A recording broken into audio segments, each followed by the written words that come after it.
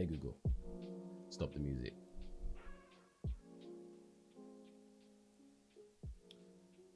What's up, beautiful people?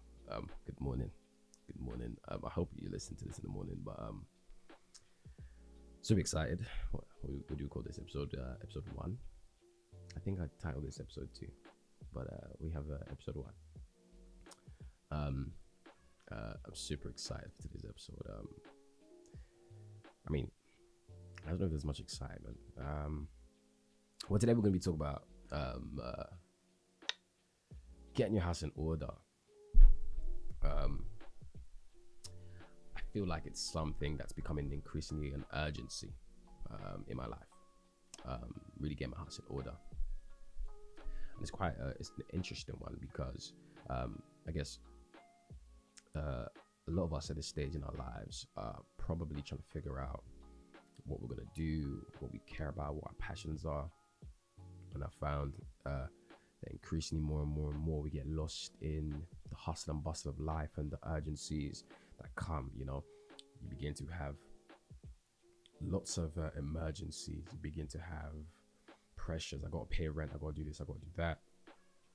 And I realized those things just become more and more distractions that just cause the inner voice of passion and inner voice of direction just to quieten down. I mean, for me as a Christian, I'd call it the Holy Spirit, right? But like we all have this voice inside of us that kind of points us towards a direction, and we sort of sacrifice his resonance and replace him with our phones or a FaceTime call at night or different things. In all the seemingly quiet moments of our life that actually define everything, we kind of replace it with some sort of distraction or filler of some sort. And I realized myself more and more, I found myself in a pattern of not being able to hear my own thoughts.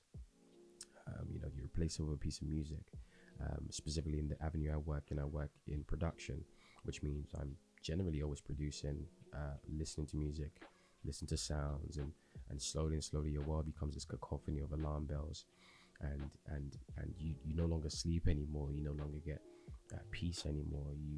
You are seemingly invited into things, and suddenly everything you picked up begins to pick you up and begins to say your name and begins to call you.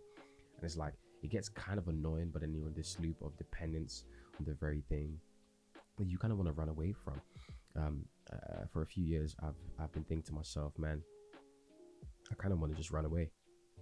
I've been thinking about that a lot, and it's not a like crazy thing. Like I'm good, but like I sometimes often think I just want to run away. Go back to like the simplest point of nature. And sometimes I've missed the days before, like everything was so in your face when you could just literally sort of just walk, leave your phone and just walk. And like now to do that, it feels a bit odd. Like it sounds crazy, but like it feels odd. I realize this, so I'm gonna keep speaking about this retreat because I'm in this big place where I need to. I'm intentionally now doing more things social, not partying, sitting down and having dinner, looking somebody in the eye, having eye contact, and thinking out loud and slowly doing all these things. I'm in an intentional place of doing these things, and this was birthed when I went to this retreat in Wales. And many of you know I work a lot, so I don't really spend a lot of time sometimes in silence. I found that I picked up a book before a couple months ago. Started reading because I wanted to be silent, but the reading became a challenge. So I started to read loads of books, and I'd read about 100 books a year. And I read about 100 books last year, and it became a chase of success much rather than an escape, or at least somewhat of a quiet haven. I sort of made it loud and made it a stadium, and I was the only like competitor, and there was nowhere I could lose my own race, right? But yeah, I went to this retreat, and I remember sitting there in one session with a lovely lady,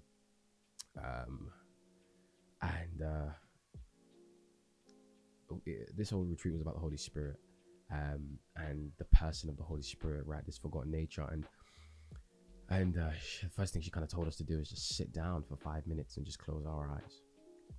And I hadn't done that in a while.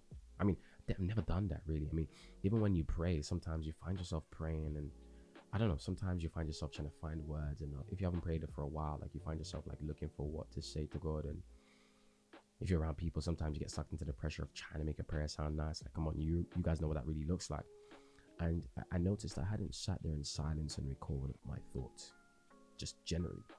Right. I've done it for when I have to meet a deadline or have to come up with a creative solution for a problem, but I hadn't done it where I just sat down in silence. Some people call it meditation. I don't meditate, I pray. But like, I hadn't sat down in silence and thought, God, what is it that you want me to hear? Or what is it that you need me to hear? What is it that you want inside of me? And man, like, I hadn't sat down and listened to the silence of the home that is me and who lives inside of it. I hadn't sat down for 5 minutes, and I realized that in that 5 minutes, that the first thing I thought about was, oh my God, I need my phone. I need to do this. I need to pick this up. Or man, like, I didn't sleep enough. And suddenly that 5 minutes, the first few moments were kind of disruptive. It's like, oh, Josiah, like, chill, like, settle down. And like maybe at minute 3, I began to kind of like enjoy it. And at minute 1, I started to fall asleep. And I realized, man, I haven't spent enough time silent and just at peace. I hadn't spent enough time just being. I hadn't spent enough time just sitting there. And it's so crazy because in that moment, I began to talk to myself and listen to myself. And I began to realize how much control I have. And I also realized that there was a voice inside of me. And I had drowned this voice out by the false echoes of urgencies, right? I was reading a book yesterday, and it's a really great book. It's about what's it called? The rootless elimination of hurry. And there was a statement that connected with me, right? It's actually like Thomas Edison, basically. Is it Thomas Edison? The guy that created the light bulb, basically, right? From when the light bulb was invented, there was a noticeable decline in hours of sleep. Some people used to sleep 11 hours before the light bulb was invented. And this is because people now began to be able to work at night and work past hours, whereas before they would sleep when it gets dark and wake up when it gets light. But now people could stay awake at night because they had light and they could do more things, and productivity increased, but rest decreased, and silence decreased, and all these moments decreased. And that light bulb invention has done more to damage what we know as kind of like those peaceful moments of serenity. It took him away from a natural point to now a point where it has to be created as an intentional thing. And it's quite interesting, but within that book, it just kind of awoken the fact that the way the world is made, it's like you wake up to an alarm.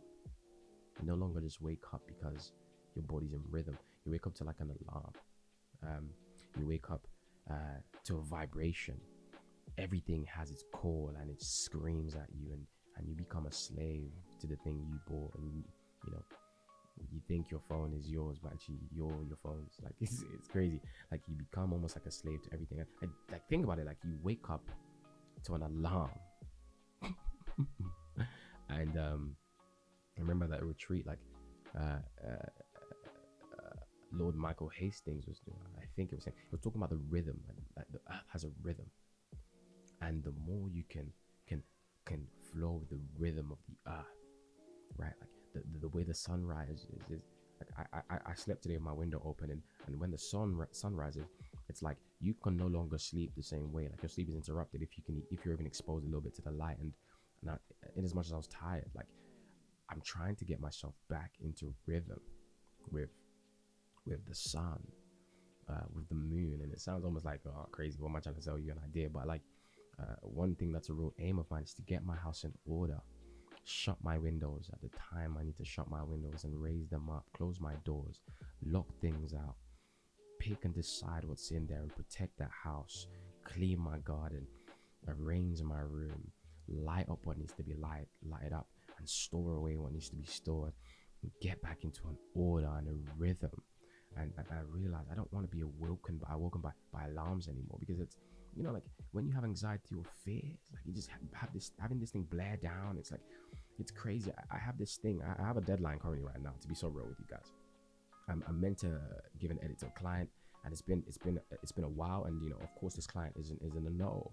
And this project came in the middle of like my really really busy period, and I remember saying to them, hey, like I don't want to do this because I can't be able to give you everything in time, because I'm in the middle of another like big deadline, and I'm doing all these other things. And because it's a personal friend of mine, they kind of like needed, like they had no other contact and they needed me to be there. I was there, but now I'm still stuck in that loop of still trying to submit this thing, but I don't have to be honest, it's not that I have the time, it's just I don't have the peace of mind to even be able to do it at a decent level. And it's like I don't want to rush through something I want to commit to doing properly.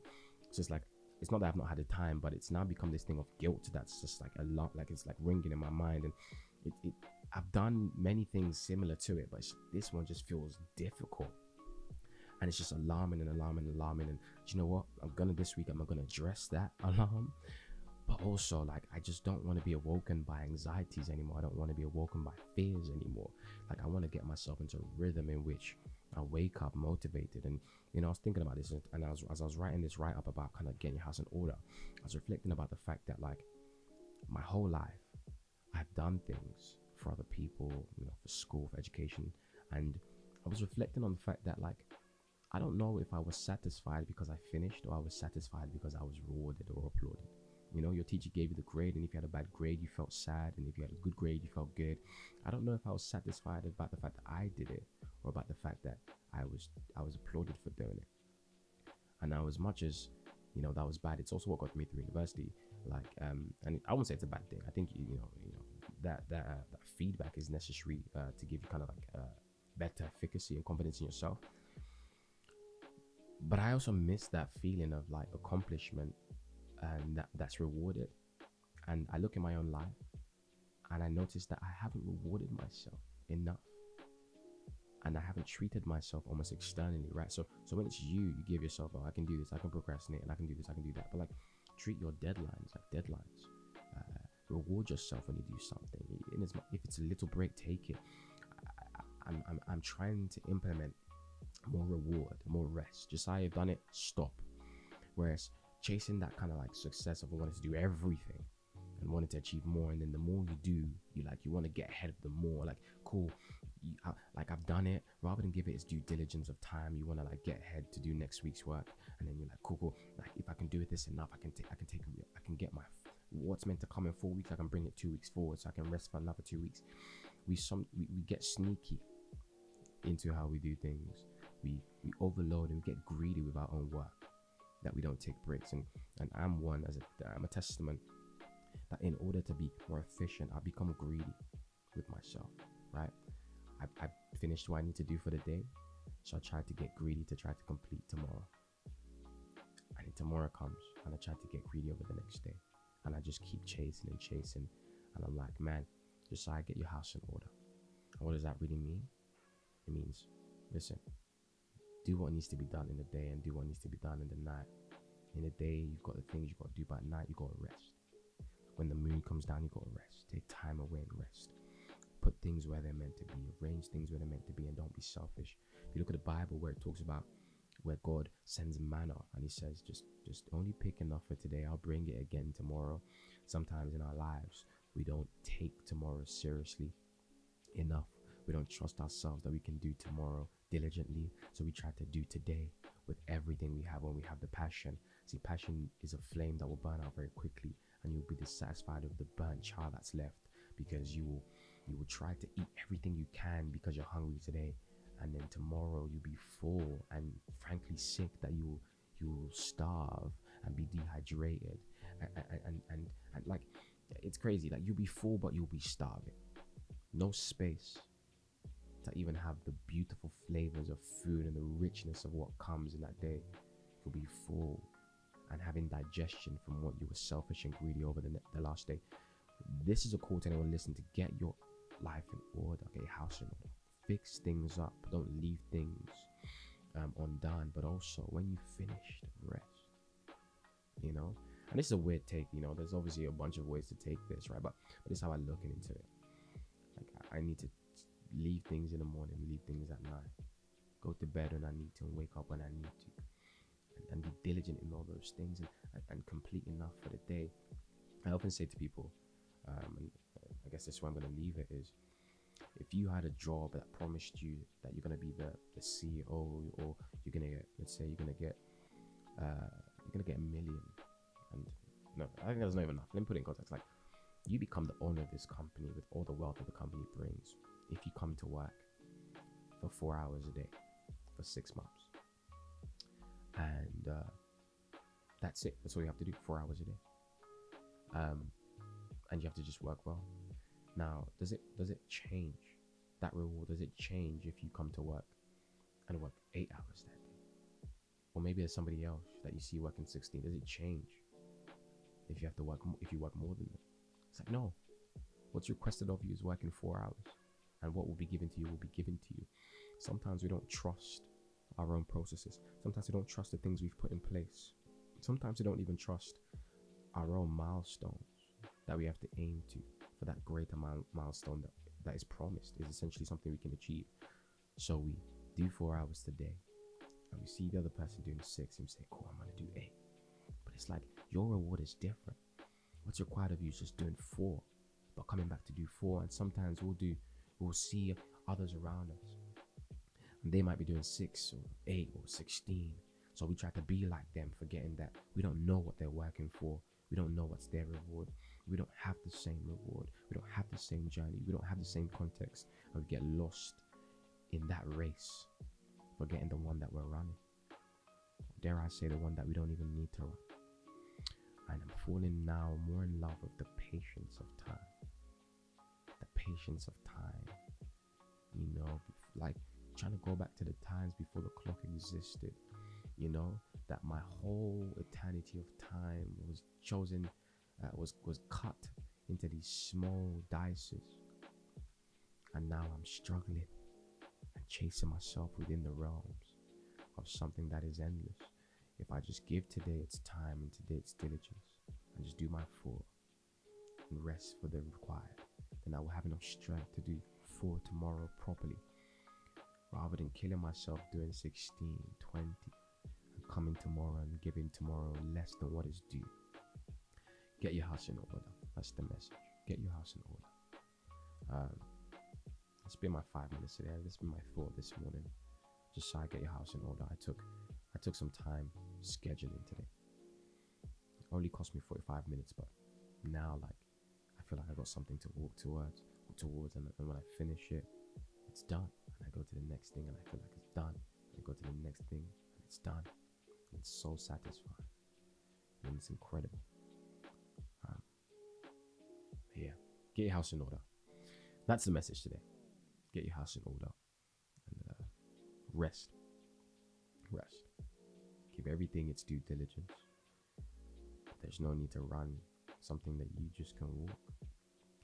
I don't know if that was coherent, but that's been my thoughts today. Have an amazing day, guys, and have an amazing week. Hope you feel motivated to get it, but also know when not to chase it. Peace and love, guys.